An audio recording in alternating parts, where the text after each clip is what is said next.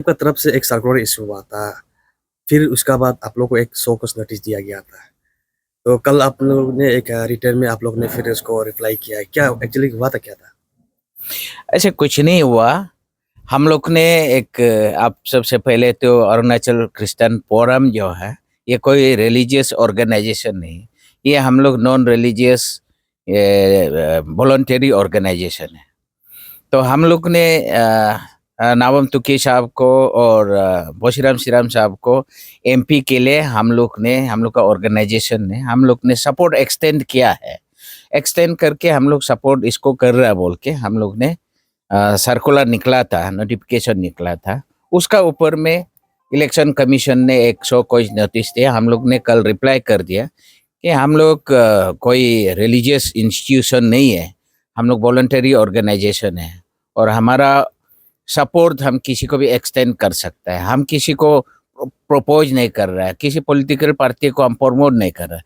हम अपना जो सपोर्ट है वो एक्सटेंड किया है। तो इसलिए मैं उसका जो शो कॉज नोटिस है, मैं इलेक्शन कमीशन को रिस्पेक्ट करता रिगार्ड करता हूँ।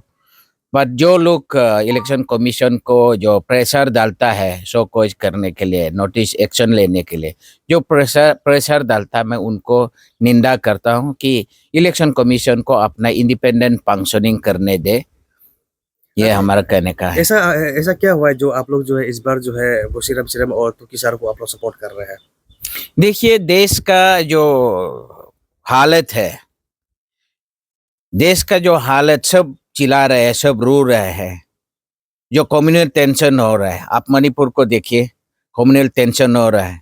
तो हमारा मौजूदा सरकार जो है, इवन हमारा अपना नॉर्थ ईस्ट का मिनिस्टर जो है, किरण रिजिजू साहब है, कम से कम एक मणिपुर में जाए, वो अपना अपना भाई भाई में लड़ाई हो रहा है, उसको ऐसे ना करे बोल के एक बार रिक्वेस्ट करे। हमारा प्राइम मिनिस्टर एक बार जाए, आके मणिपुर में एक सुलझाइए।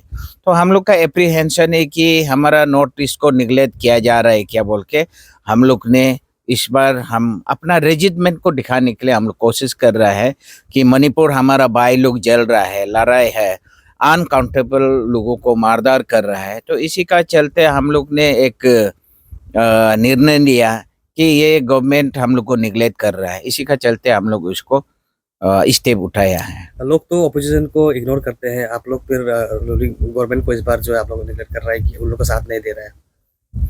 देखिए, हम जब इलेक्शन डिक्लेयर करता है, कोई सरकार नहीं रहता है और यही समय है जो सही वाला आदमी को, सही वाला पार्टी को, सही वाला लोगों को वोट देने का। अभी लोग बोलता नहीं ये रोलिंग रोलिंग, ये गलत है।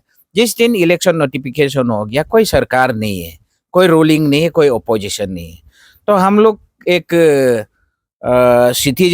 सिटीजन होने का नाते हम लोग को पता है कि कौन सा पॉलिटिकल पार्टी या कौन सा कैंडिडेट हमारे लिए भविष्य के लिए खराब है, अच्छा है, वो हम लोग जानता है। इसलिए हम लोग ने सपोर्ट कर, कोई हम लोग रोलिंग ओपोजिशन बोल के हमारा इसमें नहीं है कि यही समय है कि एवरी 5 years में, हर 5 साल में जो आते हैं कि सही नहीं होने वाला को बदलने का। और लोग मतलब मिसअंडरस्टैंडिंग से सरकार सरकार रोलिंग होके जाता है। हम लोग बोलता है अभी कोई सरकार नहीं है, अभी कोई रूलिंग नहीं है, सब अभी प्रेस मैंडेट ले रहा है। तो प्रेस मैंडेट में हम जो मौजूदा जो कुछ देर पहले जो सरकार चला रहा था उसको हम नहीं मानते हैं। इसलिए हम नया सरकार बनाने से टिक के बोल के हम लोग योगदान दे रहे हैं। अच्छा, नया सरकार अगर बन भी जाता है तो क्या फायदा, आप लोगों को क्या फायदा? हमारा कुछ पैदा नहीं होगा, देश का पैदा होगा, देश का शांति होगा, देश में पीसफुल होगा, देश में को एग्जिस्टेंस होगा, हारमोनियस होगा।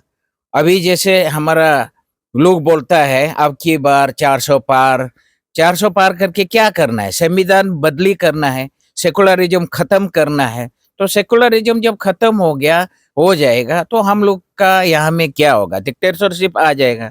डिक्टेटरशिप आ जाने से आप जानते हैं कि डिक्टेटरशिप का रूलिंग में क्या होता है। तो इसलिए हम लोग डरता है कि अगर अब की बार 400 पार कर देगा, हमारा कॉन्स्टिट्यूशन चेंज कर देगा, चेंज करके हमारा सेकुलरिज्म ये खता देगा, तो हम डिक्टेटर का अंडर में आएगा, तो हम लोग को बहुत प्रॉब्लम आएगा। इसलिए हम लोग ने कोई भी सरकार अभी जो चेंज करना है बोल के हम लोग का, उसमें हम लोग इंडिविजुअल का किसी का नहीं है।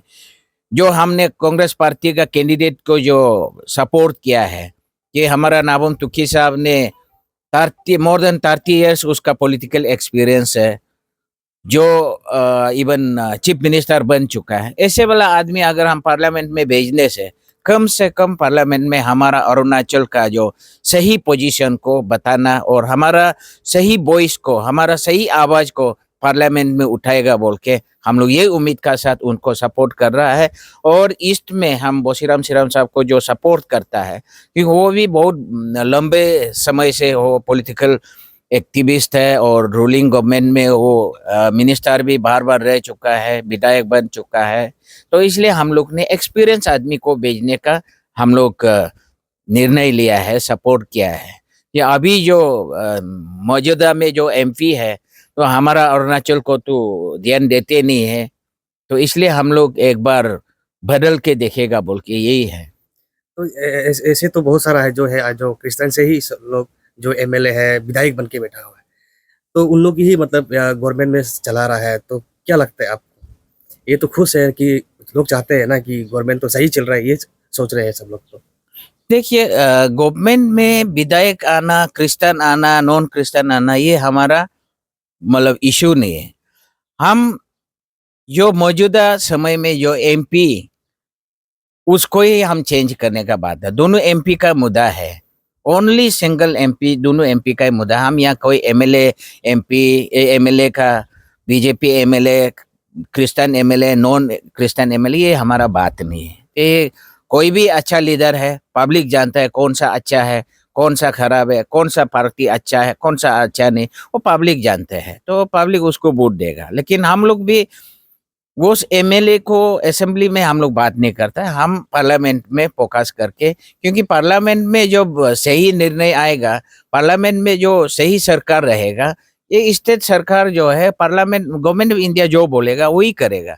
इसलिए हम लोग फोकस दे रहा है कि गवर्नमेंट ऑफ इंडिया का जो सही सरकार होना है बोल के, ये हम लोग सपोर्ट कर रहे हैं। एमएलए में, असेंबली में हम लोग कोई हाथ नहीं डाला, बात नहीं कर रहा। आप लोग का ये कहना ये है कि जो पार्लियामेंट में जो आवाज उठाता है, उनको जो है सही रास्ता दिखा रहा है। जैसे कि अभी किरण रिजिजू जो है, वो पार्लियामेंट में है, तो वो जो कुछ आवाज नहीं उठाता है ना आप लोग के लिए, जनता के लिए, इनकेस अगर बोशीराम श्रीराम और तुकी सर भी अगर बन भी जाता है एमपी, तो क्या वो लगता है कि वो पार्लियामेंट में आवाज उठाएगा?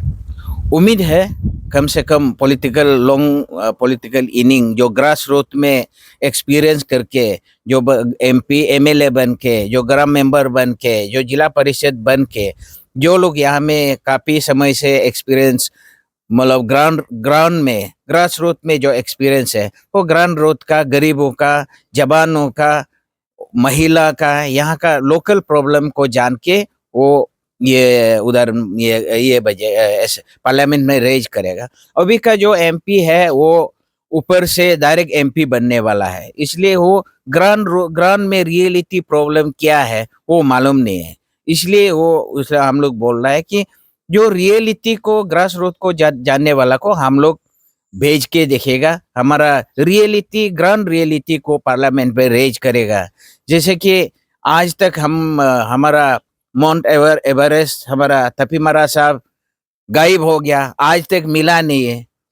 तो कम से कम सेंट्रल गवर्नमेंट एफोर्ट देना, ये नेशनल प्राइड था, एक नेशनल रेनोन आदमी गायब होने दे के 2 साल से आज कुछ अता पता नहीं, उसका बारे में ना पार्लियामेंट में ना किसी को लगा के खबर ही नहीं किया, ऐसे ही गायब करने दिया। इसलिए कभी कभी हम लोग दिल से सेंटिमेंट होता है कि हमारा एक दोस्त, हमारा एक भैया, हमारा एक भाई गायब होने दे के आज तक हम लाशें नहीं मिल पाया। तो हमारा स्टेट गवर्नमेंट भी कर रहा है कि नहीं कर रहा है, हम तो देखने में आता है कि परिवार बोलता है सरकार कुछ नहीं कर रहा है। तो ये रियलिटी का ग्राउंड प्रॉब्लम है, ग्राउंड में जो प्रॉब्लम है उस चीज को कम से कम उठा देने से ठीक है बोल के, ऐसे ग्राउंड रियलिटी जानने वाला, जो पंचायत से जो एमएलए बन के जो चीफ मिनिस्टर तक बना, मिनिस्टर तक बना, ऐसे वाला आदमी को हम पार्लियामेंट भेज के देखेगा, यही हमारा उम्मीद है। Thank you.